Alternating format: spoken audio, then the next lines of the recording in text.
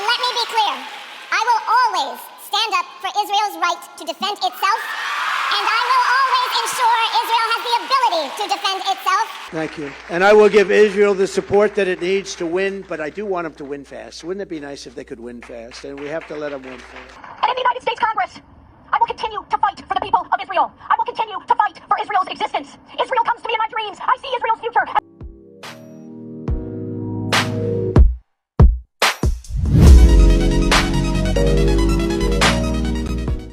For decades, Americans have been sold that they have a choice when it comes to our political leaders.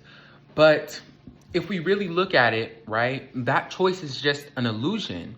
And I say that because, right, both of our political parties, Republicans and Democrats, are funded by the same lobbyists to push the same agenda. And also, right, push an agenda for the modern state of Israel, right?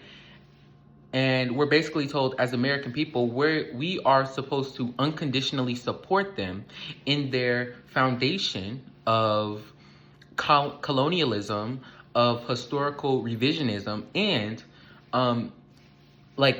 a argument that misinterprets biblical text and that misinterprets the Bible.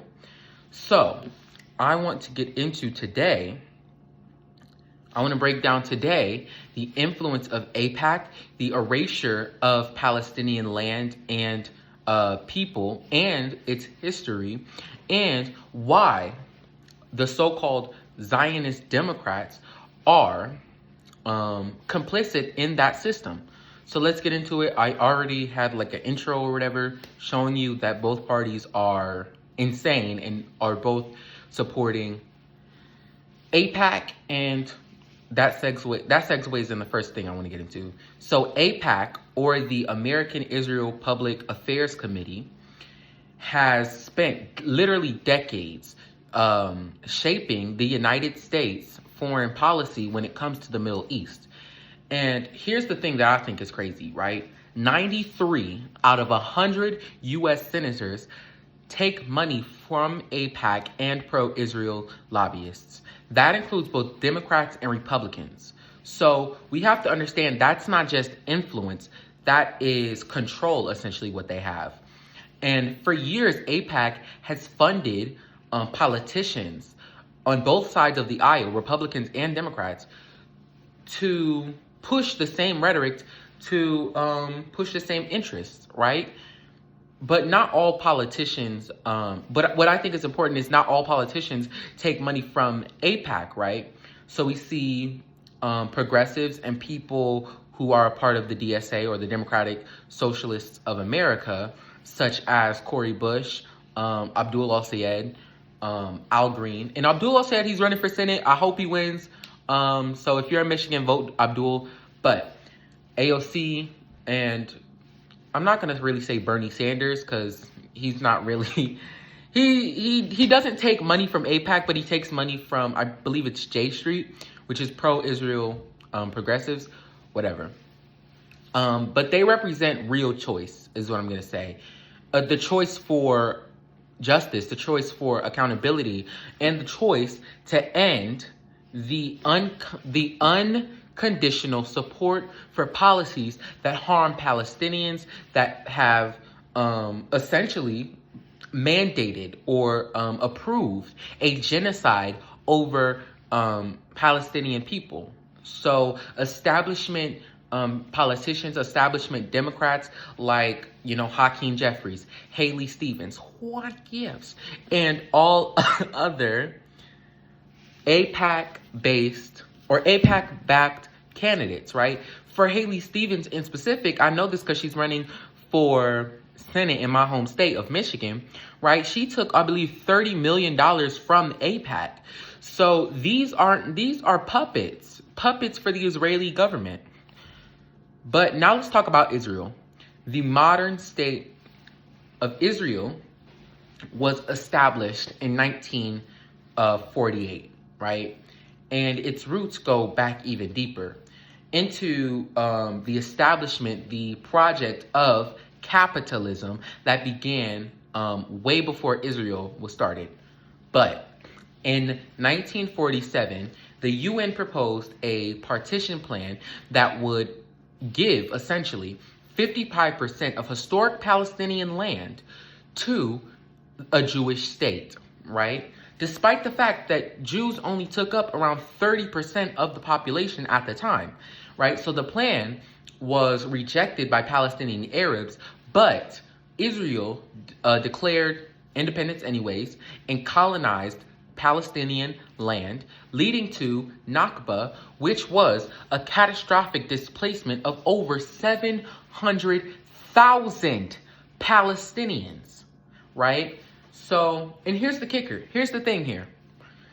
Modern day Israel is not the same Israel as biblical Israel, right? So the Israelites from the Bible were a diverse group of people, and historically and archaeologically, there has been evidence that shows that many of them were Black or of African descent, right?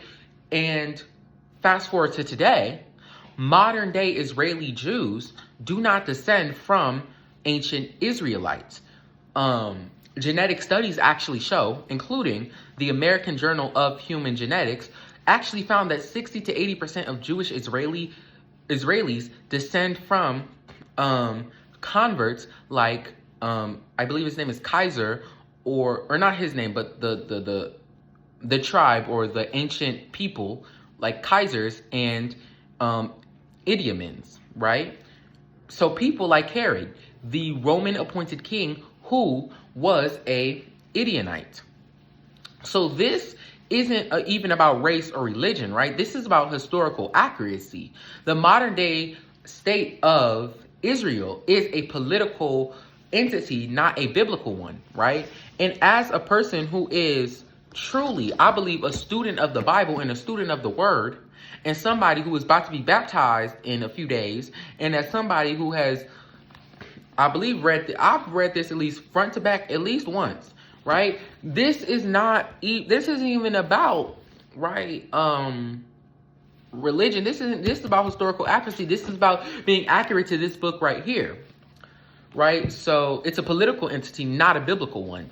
And its foundation is built on the genocide and displacement of Palestinians and the erasure of history, the erasure of Palestinian history.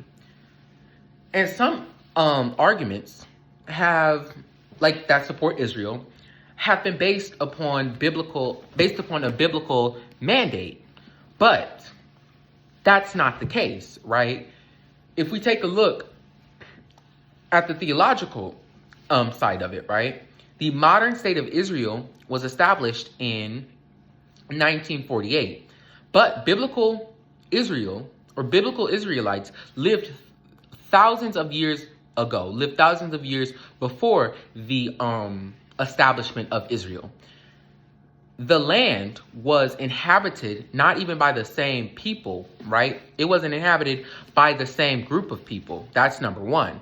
And number two, and I'm not even trying to bring eugenics into this. Like, this is not a eugenics argument, right? But the land was inhabited is not the same as the modern state of Israel, right?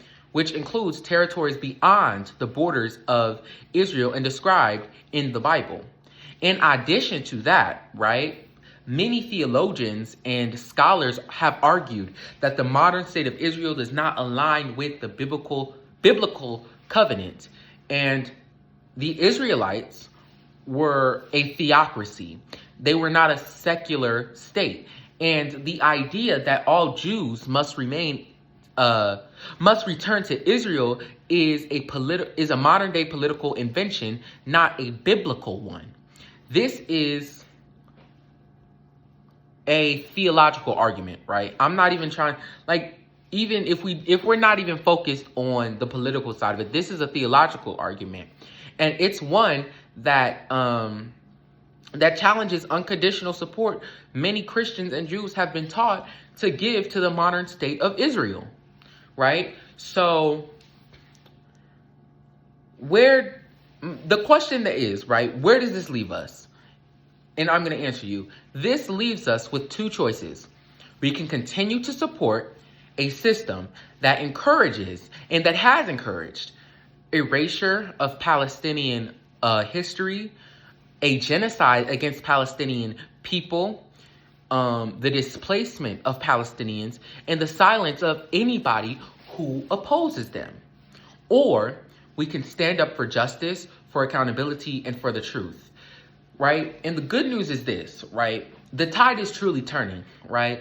More and more people are starting to wake up to the reality of AIPAC's power and Israel's power over United States politics and its roots in colonialism and in general just the evil things that have happened because of the modern state of Israel. This isn't about being anti-Jewish, anti-Semitic, or any of that. I'm not trying to bash anybody here. It's about being anti-colonialism, anti-oppression, and being pro-justice, pro being biblically accurate, pro being historically accurate, because it's important to recognize that Palestinians deserve the same rights, the same dignity, the same freedom as anybody else, and that's just simply not happening right now, right? We see Israel has performed and is performing an apartheid state, and it's about time that we realized that our political choices and the political choices that we've had in this country are not as free as we've been led to believe. But we have to educate ourselves. We have to demand accountability.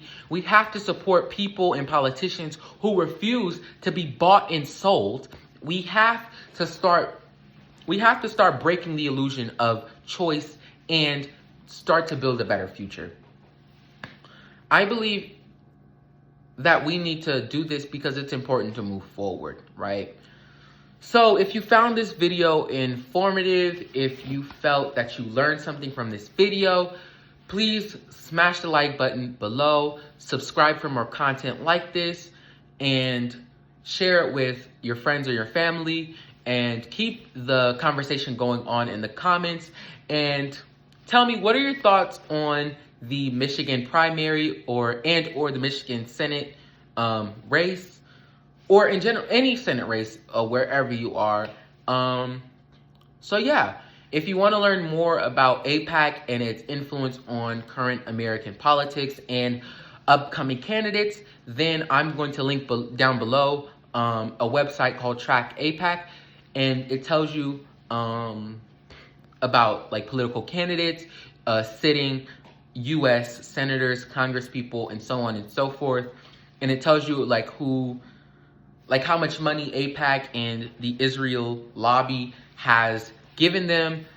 So until next time, remember to stay informed, stay critical, and stay compassionate. And remember, the revolution starts in the mind. Have a blessed day. Goodbye.